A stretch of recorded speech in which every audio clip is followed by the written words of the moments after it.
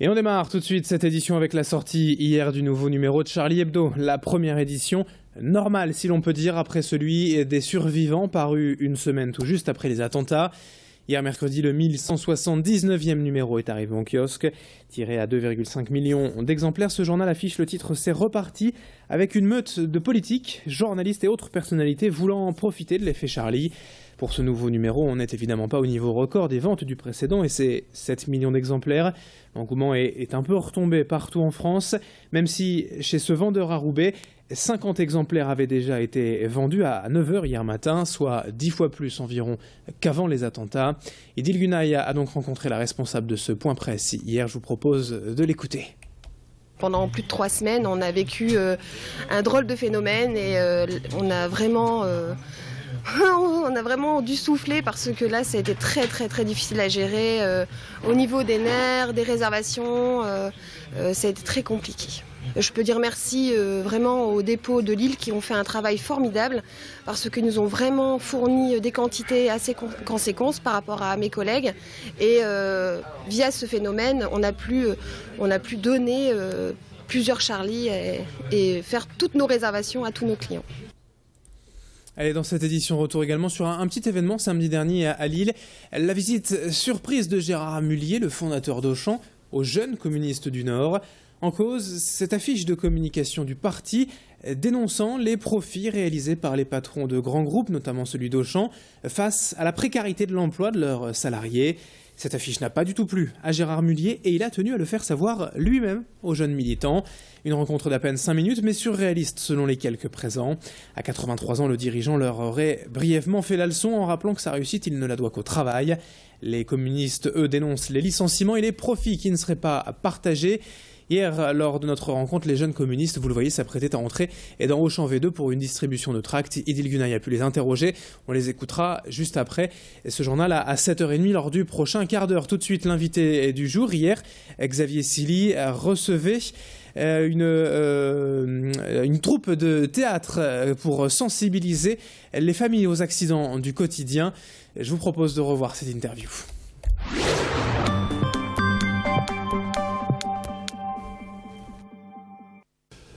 Et on passe à l'invité du jour. On reçoit aujourd'hui Sarah Véron. Sarah Véron, bonjour. Bonjour. Vous êtes directrice du théâtre du Chaos à Paris.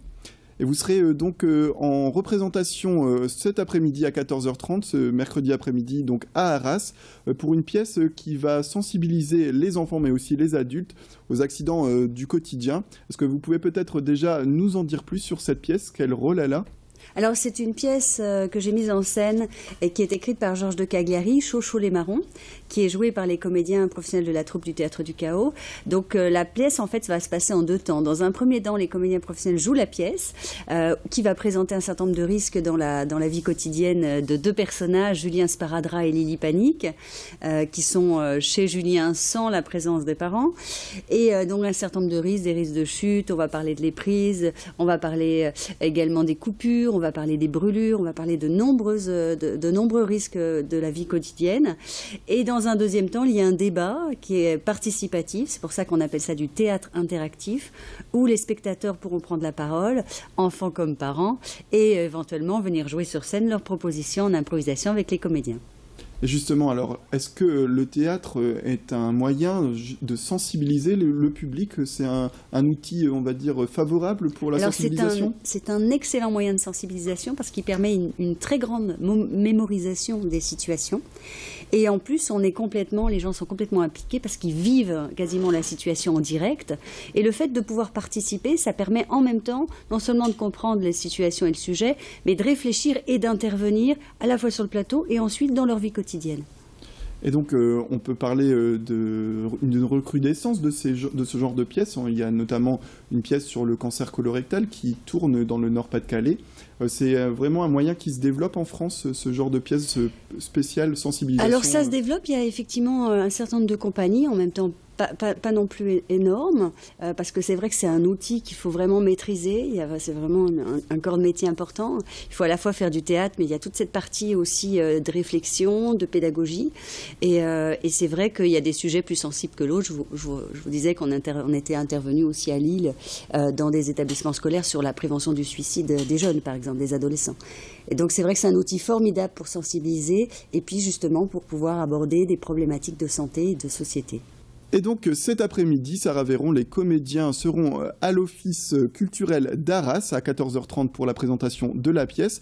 Vous serez également les comédiens à Camblin, Châtelain, salle Ferréol, Belleval à 14h30 dimanche, c'est dans le Bruésy, pour la représentation de cette pièce.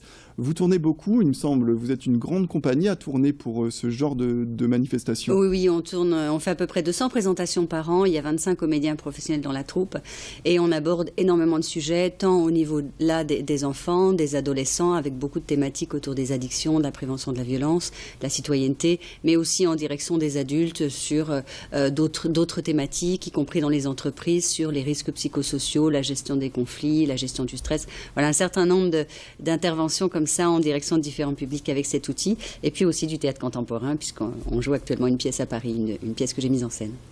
Très bien. Et puis peut-être savoir la réaction des enfants qui ont pu déjà voir cette pièce.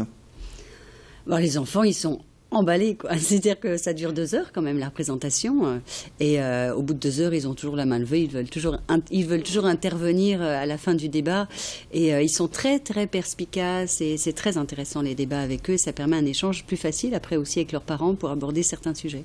Donc un résultat positif, une bonne sensibilisation. Très positif et comme le disait le président de GEMA Prévention qui coproduit cette pièce avec nous, c'est vrai qu'un certain nombre de risques pourraient être évités par de simples précautions.